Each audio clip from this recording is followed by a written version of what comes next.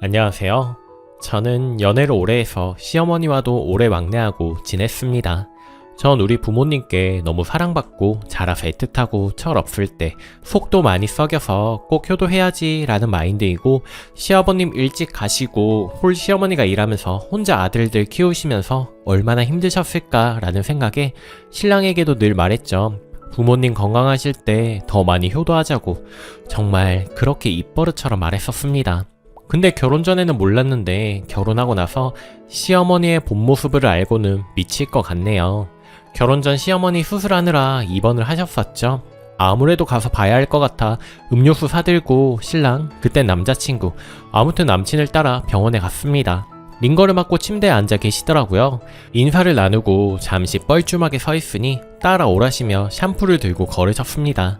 샤워실 들어가시더니 링거 때문에 팔이 불편해서 머리 감지 못하였다고 감겨달라고 하시기에 그렇게 했습니다. 신랑이 개운하시냐고 물으니 응, 개운해. 내 아들 줬는데 이 정도는 당연히 해야지 라고 절 보며 말씀하시더군요. 그때 농담인 줄 알고 웃어 넘겼는데 결혼하고 보니 진심이셨습니다. 맞벌이 할 때 음식은 제가 하고 설거지는 신랑이 했습니다. 또 청소, 빨래 및 정리 정도는 내가 하고 신랑이 화장실 쓰레기, 음식물 쓰레기, 재활용 정리를 했죠. 전 무슨 체질인지 모르겠으나 손발이 물에 많이 닿으면 누룽지 앉은 것 마냥 튼살이 생기면서 수포가 생기고 쩍쩍 갈라져 피랑 진물이 납니다. 장갑 끼고 설거지를 해도 그렇게 돼서 신랑이 가능하면 손에 물을 많이 묻히지 말라고 음식 재료 씻는 것까지도 도와주죠. 하루는 시댁 식구들이 오셔서 식사를 했는데 눈치 없는 우리 신랑 평소대로 설거지를 했습니다. 어머님이 보시고는 너 집에서 내 아들 설거지 시키니? 라며 난리가 났습니다. 신랑이 어머니께 우린 맞벌이라 집안일 나눠서 한다고 말했는데도 씩씩거리고 표정이 굳어가실 때까지 말을 안 하셨네요. 그리고 아침밥 사건도 있는데 신랑 아침밥 꼬박꼬박 차려줬었습니다. 퉁퉁 부은 얼굴로 한숨 더 자고 싶다며 툴툴대면 그래도 먹어야 일한다고 차려 먹였습니다. 저는 안 먹지만 순전히 신랑 때문에 차렸습니다. 저녁엔 밥 2공기도 거뜬한 사람이 아침은 반에 반도 안 먹고 깨작거리더니 본인 생일에 5시부터 일어나서 생일 아침상 차린 나에게 고맙기는 정말 고마운데 앞으로 아침을 안 차렸으면 좋겠다고 하더라고요. 아침밥 안 먹고 자라서 먹고 가면 종일 속이 부대낀다고 하는데 사실 저도 아침밥 안 먹고 자라서 그게 어떤지는 알고 있습니다. 출근하는 평일 새벽 5시부터 생일상 차린 마누라한테 너무한 거 아니냐고 속상해서 따지긴 했으니 그때부터 직장 그만둔 지금까지도 아침밥 안 차리니 편하긴 합니다. 근데 얼마 전 시어머니께서 차 타고 올 때 너 얘 아침밥 먹이니? 라고 물으시기에 오빠가 차리지 말래서 안 차려요 했더니 또 난리가 나셨어요. 집에 있는 애가 신랑 밥도 안 해먹이냐면서요. 오빠가 아침밥 먹으면 종일 소화 안 되고 속 쓰리다며 차리지 말랬어요 라고 다시 말했는데도 난리시더군요. 보다 못한 신랑이 엄마 내가 언제부터 아침 먹었다고 그래 그만 좀 해요 라고 한마디 하니 너 옛날엔 아침밥 먹었잖아 라고 말씀하시다가 급 조용해지시더니 저에게 요구르트에 과일을 넣고 갈아서 아침마다 먹이라고 하셨는데 요구르트가 신랑 혐오식품 1순위입니다. 그리고 위에 아침밥 대화 후 갑자기 저에게 교회 안 나가느냐며 말을 돌리시더군요. 종교는 강요할 문제가 아니라 생각하지만 어차피 뜻 안 굽히실 거 아니까 그냥 웃어 넘기려는데 네가 교회 안 나가니까 얘가 안 나가는 거잖아. 네가 먼저 다녀 라며 또 나무라시더군요. 신랑 군대 가기 전부터 10년 넘게 교회 안 나간 거 뻔히 알고 있는데 왜 그게 또 내 탓인지 네네 거리면서 건성으로 대답하는 거 느끼셨는지 더 말을 안 하시더라고요. 그리고 연애 때부터 둘이 음식을 만들어 먹는 거 좋아해서 재료 사다가 음식을 만들어 먹고 지금도 제가 저녁마다 요리 잘해주는 거 뻔히 아십니다. 신랑이 엄마 밥보다 제 음식이 더 맛있다고 말해서 삐치신 적도 있어요. 아침밥 안 챙겨주는 건 불만이고 저녁에 밥 잘 먹이는 것도 불만이신 듯해요. 야 너희 둘 다 살 빼. 가 입에 붙으셨어요. 결혼하고 살이 많이 붙은 건 사실입니다. 근데 우리 부모님은 신랑한테 땡서방 건강 생각해서 운동 좀 다녀보는 게 어떤가? 라고 하시는데 시어머니는 야 어휴 뱃살 봐. 야 살 좀 빼. 라고 사람들 많은 곳에서도 소리치니 자존심이 상합니다. 이건 우리뿐 아니라 아주버님 형님네도 똑같은 불만이실 듯해요. 큰조카 돌잔치 때 하객 많은 데서 어머님께서 형님한테 야, 너 살 좀 빼. 넌 심각해. 라고 하시는데 옆에서 좀 놀랬습니다. 신랑이 어머님이랑 둘이 있을 때 말을 왜 그렇게 하시느냐고 좀 그만하시라고 했더니 너희들 다 좀 빼긴 빼야 하잖아 라고 얼머무리면서 그냥 자리로 가셨다고 합니다. 그리고 저희가 강아지를 키우거든요. 강아지 2마리를 키워요. 하나는 내가 키우던 아이고 하나는 신랑이 키우던 아이입니다. 시어머니는 내 얼굴을 볼 때마다 나이 더 먹으면 애 낳기 힘들다고 애 낳으라고 닥달을 하시면서 개새끼들 좀 갖다 버리던지 하나만 키우든지 하라고 난리입니다. 늘 말투가 문제시지만 윗줄에 개새끼들 좀 갖다 버리던지 라는 말이 제 심기를 건드리는 결정적인 한방이었습니다. 집에 오는 길에 신랑한테 어머님 한 번만 더 개 갖다 버리란 말씀하시면 사람으로 안 보일 것 같으니 당신 정리하라고 대놓고 말했는데 며칠 전에 또 그러시더군요. 새해 정초부터 또 애 나나 기르지 걔는 왜 기르냐 갖다 버리던지 누구 줘라 냄새나고 돈 많이 들게 뭐하러 개새끼를 키우냐 하시더라고요. 신랑이 엄마 애 안 낳는 한이 있어도 걔 안 버릴 거니까 걔 치우란 말씀 또 하시면 애 안 낳을 거니까 그만하세요 라고 말하니 좀 놀라셨는지 말을 못하고 입을 벌리고 눈만 끔뻑이시더라고요.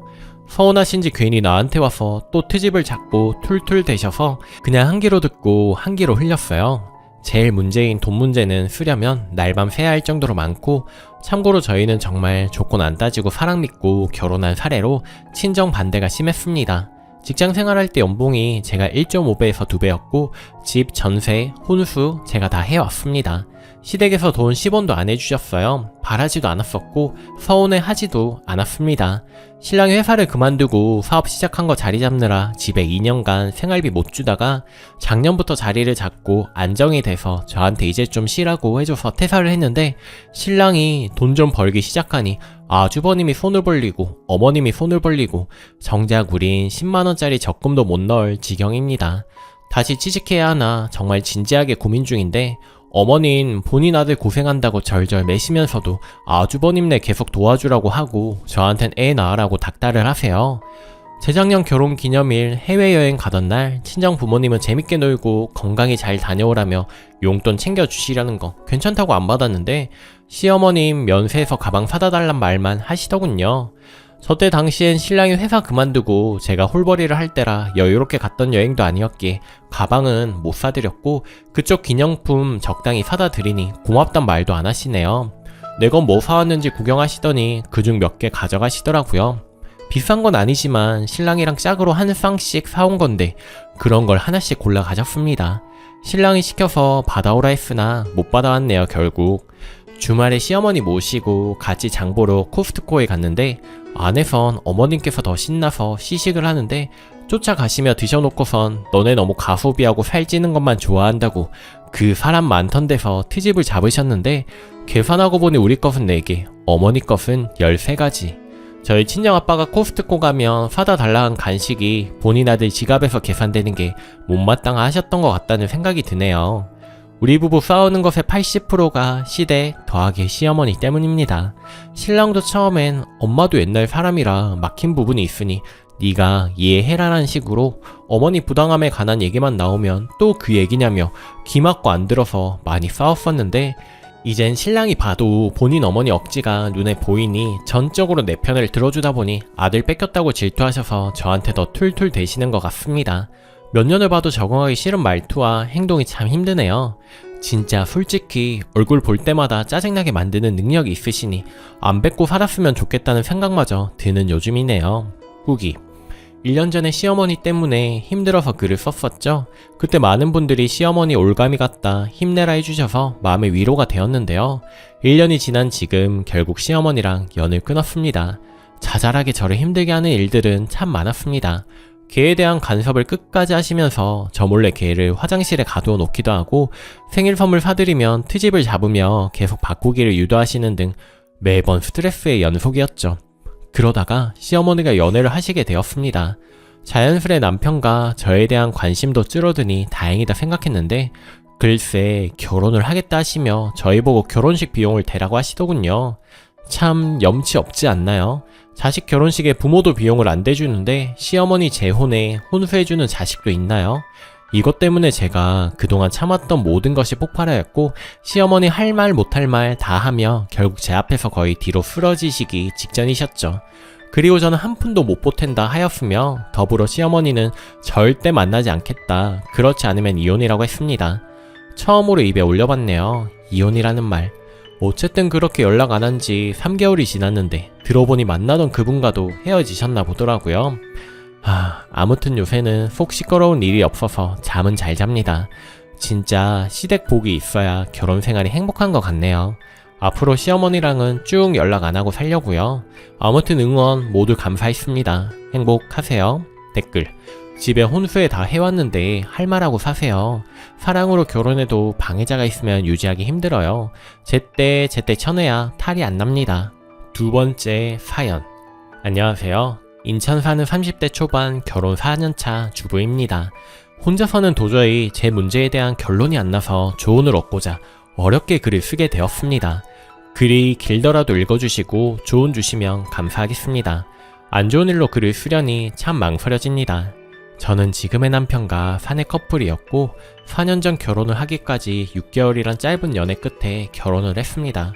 불같은 연애를 했지만 결혼 전 갈등이 많았고 파혼 위기도 닥쳤지만 서로 사랑했기에 모두의 축복 속에 행복하리라는 희망을 품고 결혼을 했습니다. 하지만 얼마 가지 않아 그 희망을 잃어버렸습니다. 남편은 편모스라에서 자랐습니다. 집안 형편이 어려웠지만 결혼 후 자수성가해 작년에 연봉 1억을 넘겼네요. 그래서인지 저희 남편은 돈을 좀 벌기 시작하면서부터 돈밖에 모르고 돈이면 뭐든 다 되네요. 그리고 저는 도저히 이해할 수 없는 행동을 하고 다닙니다. 소위 말해 돈을 뿌리고 다닙니다. 그런데 그 뿌리고 다니는 돈이 월급 이외의 회사 법인카드 등등으로 소비하는 것이라 집에 가져다 주는 돈이 없느냐며 본인의 소비 행동을 정당화시킵니다. 모르는 SNS 친구들에게 상품권, 영화표를 뿌리며 환심을 산다거나 본인의 인맥이 아닌 장소에서의 보여주기식의 계산을 하는 등 남의 시선에 굉장히 신경을 많이 씁니다. 비단 이 문제가 바깥에서 일어나는 일이라면 사회생활 중 일부라고 터치할 수 없는 부분도 있을 수 있겠으나 문제는 이렇게 사람을 대하는 태도가 가족을 포함해 모든 사람에게 공통된다는 점입니다. 3살배기 된 딸이 하나 있습니다. 딸과 놀아주는 아빠와의 시간보다는 딸에게 무언가 물질적인 것을 사주는 행위로 아빠의 도리를 다했다고 만족해합니다. 설날에만이긴 하지만 1년에 한 번 명품도 사줍니다. 비싼 옷이나 장난감을 사주면 그게 좋은 아빠라고 생각합니다. 남편이 잘 번다고 제가 그 돈을 마음대로 쓸 수 있는 것도 아니고 통장도 남편이 관리하며 결혼 후 1년까지만 해도 생활비 10,000원 나간 것까지 다 간섭을 했습니다. 돈에 대해 터치하는 게 싫어 남편에게 말은 안 했지만 집에 있기 심심하다며 만삭 직전까지 회사 생활을 했습니다. 그리고 저는 주부로 생활하며 허튼 돈 쓴 적도 없고 돈 나가는 취미생활 한번 제대로 즐긴 적도 없습니다. 아이는 지금 한창 뛰어놀 때이며 아빠를 찾는데 그 흔한 놀이터에 데려가서 놀아준다든지 퇴근 후에 집에 와서 아이 한번 따뜻하게 안아주지 않고 자기 방으로 휙 들어가 버립니다. 여기서 자기 방이라는 것은 저희가 신혼 때부터 다시 말해 같이 살기 시작했을 때부터 각방을 써왔습니다.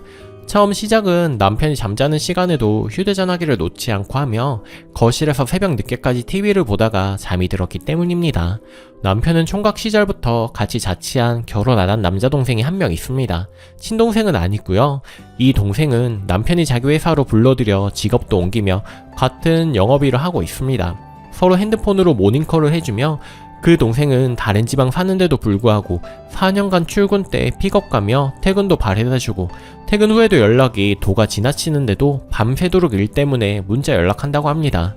신혼 초기에 이 동생 때문에 많이 싸웠고 정도껏 연락했으면 한다고 몇 번이나 어필을 하면 그 동생이 저한테 피해준 거 있느냐며 너는 남자를 질투하느냐며 말다툼으로 이어져 남편이 제 핸드폰도 2번 부순 적이 있습니다. 항상 일 핑계를 대며 이 동생이 없으면 안 된다고 하여 제가 참고 넘어가는 시기였습니다. 결혼 후 여름 휴가를 2번 갔었는데 2번 모두 그 휴가지에 이 동생이 먼저 와서 기다리고 있거나 뒤따라와 도착하는 시기였습니다. 제가 싫어하니 저한테 말 안 하고 이런 식으로 숨겨가며 동행하며 어쩔 수 없이 휴가도 같이 보내고 제가 친정에 가 있을 때나 집에 없을 때는 항상 그 동생이 우리 집에서 자고 간 증거를 발견해서 남편한테 말하면 잡아뗍니다. 일거수일투족을 보고하고 연락하는 사이이며 사소한 일에도 저한테 연락을 하지 않고 그 동생에게 연락을 합니다. 그리고 지금 겹벌이를 하는 중인데 그 동생이랑 같이 동업하여 한시도 떨어지지 않고 일하고 있으며 사업 때문에 우리 집에서 30분 거리에 그 동생 오피스텔도 마련해 지내게 하고 있습니다. 저에겐 그 동생만을 위한 오피스텔이 아니라고 합니다. 다른 동업자도 있으니 같이 쓰라고 마련했다고 합니다. 처자식은 며칠씩 안 봐도 되지만 그 동생은 하루라도 안 보면 안 되는 사이입니다. 도대체 저랑 왜 결혼했는지 모르겠습니다. 그렇게 따로 자기 시작하니 저절로 잠자리가 달랐고 각방을 쓰게 되었습니다. 신혼 초에만 의무적으로 한 달에 2번 잠자리 정도였고요. 그렇게 4년째 각방을 쓰고 있습니다. 처음에는 여자로서 매력이 없나? 너무나도 수치심이 들어 울며불며 말도 해보고 편지를 써보기도 했으나 남편의 행동이 변한 것이 없는 걸 보니 저의 마음은 통하지 않은 것 같습니다. 그러다 점점 사이가 소원해졌고 서로에게 의무적인 것만 하게 되는 것 거칠의 부부, 쇼윈도 부부가 되어갔습니다. 남편은 아이에게 관심이 없다고 말하면 돈 이렇게 벌어다 주면서 아이랑 놀아주는 아빠는 없다고 합니다. 총각 때부터 자취했던 친한 동생과 잠자는 시간을 제외하고 모든 생활을 함께하며 그로 인해 각방도 쓰게 된 것 같습니다. 또 남편은 물질적인 것으로 모든 것을 해결하려고 하고 돈이 최고라 생각하고 남들과의 대화에서도 돈 자랑이 전부입니다. 남들에겐 다 퍼줄 듯이 앞장서서 계산을 하니 돈 잘 버는 남편이라고 다들 부러워하는데 정작 저는 돈을 쓰지도 못하고 남편이 겉으로는 돈을 잘 쓰고 다니니 빚 좋은 개 살고입니다. 또 오지랖이 넓습니다. 가령 SNS 모르는 사람에게까지 남편 마음에 들면 다 퍼줍니다. 그리고 심각한 핸드폰 중독입니다. 그래서 이것 때문에 아이는 쳐다도 안 봅니다. 핸드폰은 옵속에 품고 자는 정도이고요. 제가 만지지도 못하게 하고 비밀번호 잠겨있어 보지도 못하고 남편이 어쩌다 보여주면 통화 목록, 문자 목록 수시로 깨끗하게 지우는 편이라 봐도 아무것도 없습니다. 정말 태어나서 이렇게 피가 마르고 힘들어 보기는 처음입니다. 여자로서 사랑받지 못한다는 피해의식이 생기면서 작은 것에도 예민해지고 하루하루 저의 자존심을 잃어갑니다. 육아도 혼자 하기에 벅찼고 그러다 보니 대화가 끊겼고 말을 툭툭 내뱉거나 신경질적으로 변했습니다. 외롭고 지친 저의 마음은 친정 부모님이나 언니, 동생에게 의지하게 되었고 육아 또한 친정 부모님이나 언니, 동생이 바쁜 아빠 대신에 아이 외롭다고 시간 날 때마다 함께 놀아주며 봐주셨습니다. 남편은 친구도 만나러 나가지 않고 본인에게 너무 의지하는 것 같다며 자기만 바라보지 말라고 합니다. 남편은 이런 저의 모습이 싫다고 합니다. 저는 많은 것을 바라는 것이 아닙니다. 저에게 따뜻한 말 한마디와 보통 부부가 나누는 소소한 대화를 원했었죠. 남편은 외부 활동을 하길 바라면서 아이를 데리고 모임이나 한 번 가면 문자가 5분에 한 통 또는 30분에 한 번씩 어디냐며 전화가 옵니다. 또 돈 쓰고 들어오면 트집을 잡습니다. 제가 어느 장단에 맞춰줘야 하는지도 모르겠습니다. 그러면서도 명절이나 가족들의 생일 등엔 꼭 선물을 챙기며 본인의 할 도리를 다 했다고 스스로 만족해합니다. 그리고 본인 스스로 사주고 몇 달 뒤 저한테 타박을 하죠. 남편은 가정보다는 돈, 자신의 행복이 먼저라고 말하며 저와 아이만 없었더라면 고급스럽게 살았을 인생이라고 말합니다. 결국 결혼 또한 승진을 위한 남들 보여주기식이었던 걸까요? 더 충격적인 사건도 있었습니다. 그날도 부부싸움이 있었는데 서로에게 언성을 높이다 남편에게 발로 차이고 얼굴을 맞아 안경이 부러졌는데 그 소식에 부모님께서 도저히 안되겠다며 이혼을 할 것이면 합의를 보자고 시골에서 친정 부모님과 시어머니께서 올라오셨습니다. 저희 아버지께서 집안으로 들어오시는데 남편이 거들떠 보지도 않았습니다. 평소에도 인사 예절이 없어 부모님께서 탐탁지 않아 하셔 제가 인사만은 제대로 하라고 시킬 정도였죠. 아버지는 화가 나서 남편의 따귀를 한 대 때리려고 하는 순간 남편은 아버지의 팔을 잡아맞고 아버지 얼굴을 향해 주먹을 휘둘렀고 벽에 걸린 액자를 집어던지고 아버지와 멱살을 잡고 몸 실랑이를 벌였습니다. 그 당시 돌도 안 된 딸아이가 방에서 자고 있었는데 다 죽자며 주방에서 식칼을 가져와 협박을 했었죠. 저희 가족에게는 잊지 못할 씻기지 않는 상처가 가슴에 남아 이혼하려 했지만 남편은 이런 일은 절대 2번 다시 없을 것이라며 눈물로 무릎을 꿇고 사죄하며 저희 친정 식구들을 어렵게 정말 어렵게 그 일을 덮기로 하였습니다. 이 사건이 있는 날도 그 친한 동생이 밤 12시경 집 밑에 있는 걸 발견했고요. 그런데 남편의 손찌검은 이때가 처음이 아닙니다. 제가 만삭일 때도 시어머니한테 살갑게 하지 않는다며 때리고 결혼 후 친정엄마 첫 생신을 제 손으로 차려드리고 싶어 집으로 가족 모두를 초대했는데 그것이 불만이었던지 시비가 되어 회를 찾아오는 도중 차 안에서 폭행이 있었습니다. 저는 방어하며 맞을 수만은 없어 같이 때리기는 하였는데 몸무게 50kg 나가는 힘이 90kg가량의 남편 힘을 이길 순 없었습니다. 너무도 서러워 울고 있는 저에게 남편은 웃으라며 행복한 모습 보이라고 강요를 하였고 가족들이 기다리는 집으로 돌아가는 길이 너무나 힘들었습니다. 이런 일들이 사실 제 마음 깊숙이 못 박힌 상처로 남아 있습니다. 그렇지만 부모님께 불효하는 것 같아 안으로 숨기고 잘 사는 모습을 보이려고 노력을 했습니다. 그 사건 후 남편의 태도는 잠시 변한 듯 보였으나 다시 제자리였습니다. 같은 문제가 반복되고 다시 원점이었죠. 저는 많이 지쳐 있습니다. 그리고 며칠 전에도 육아 문제로 싸우고 친정에 머물던 도중 저희 어머니께만 문자로 할 말이 있다며 찾아와 자신의 어머니는 아버지와 서류상의 이혼을 하지 않고 별거를 했다며 본인 또한 자식을 위해 이혼을 하지 않겠다고 말하고 돌아갔다고 합니다. 그리고 다음날 저는 남편으로부터 별거 통보를 받았습니다. 저는 그것에 대해 고민하고 있습니다. 왜냐하면 그것은 개선책이라기보다는 도피이기 때문이죠. 부부 문제를 해결하는데 도움이 될 수 없다고 생각하였기에 남편에게 이혼하지 않으려면 첫째, 아이에게 주말만이라도 다정한 아빠가 되고 둘째, 각방 문제를 해결하자라고 제안을 하였습니다. 하지만 남편은 이게 어려운가 봅니다. 끝까지 따로 살면서 부부 관계를 개선해 나가자고 합니다. 남편은 돈 번다는 핑계로 자정이 넘어야 집에 들어오고 잦은 출장이나 매일 있는 접대로 일찍 퇴근한 날조차도 씻고 다시 나갑니다. 그나마 시간이 나는 주말조차도 이제는 겹벌이를 시작하여 집에 붙어있는 날이 없습니다. 남편은 제가 하는 말은 전부 잔소리로 여기기 때문에 어디서 누구와 무엇을 어떻게 했는지 일절 묻지도 못합니다. 심지어 한 달 전쯤 남편의 아이랑 보내준 여행 때 남편이 제주도에 여행가 있었던 사실조차 SNS를 통해 알게 되었습니다.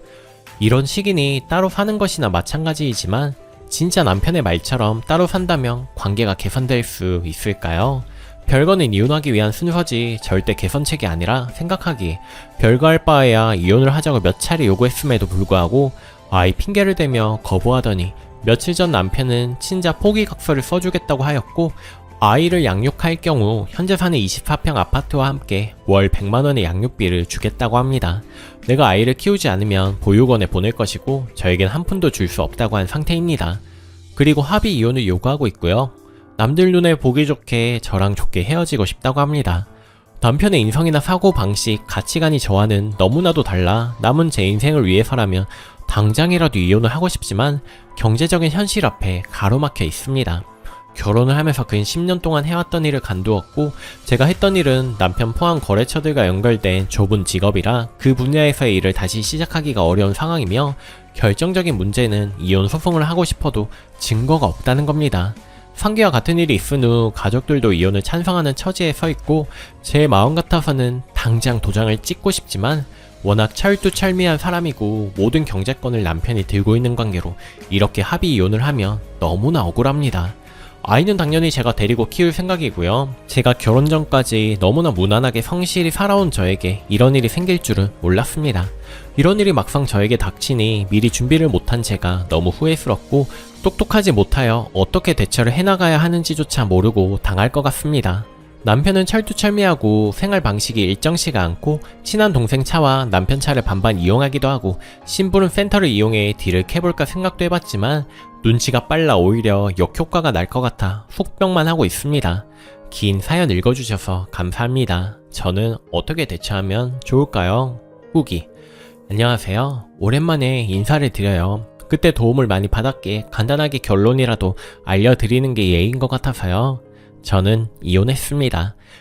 예상하셨겠지만요. 사실 진작에 했어야 하는 이혼이었는데 너무 제가 모자라고 단호하지 못했습니다.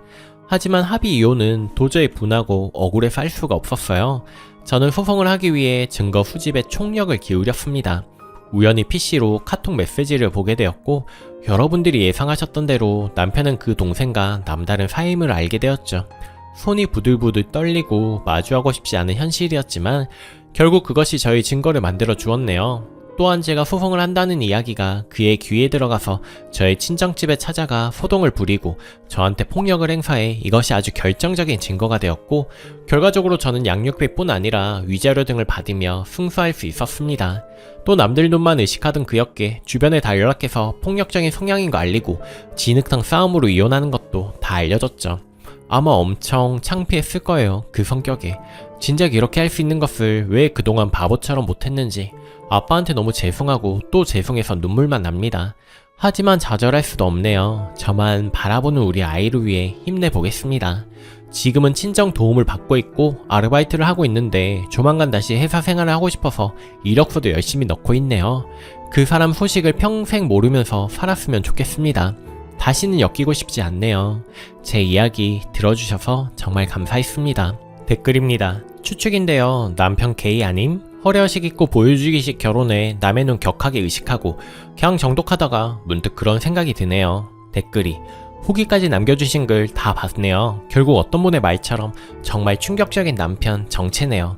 남들 눈에 보여주기 위한 건 무언가를 감추기 위해서라는데 역시나네요. 스니님 힘내시고 응원하겠습니다. 오늘 제가 준비한 사연은 여기까지입니다. 여러분은 어떻게 생각하시나요?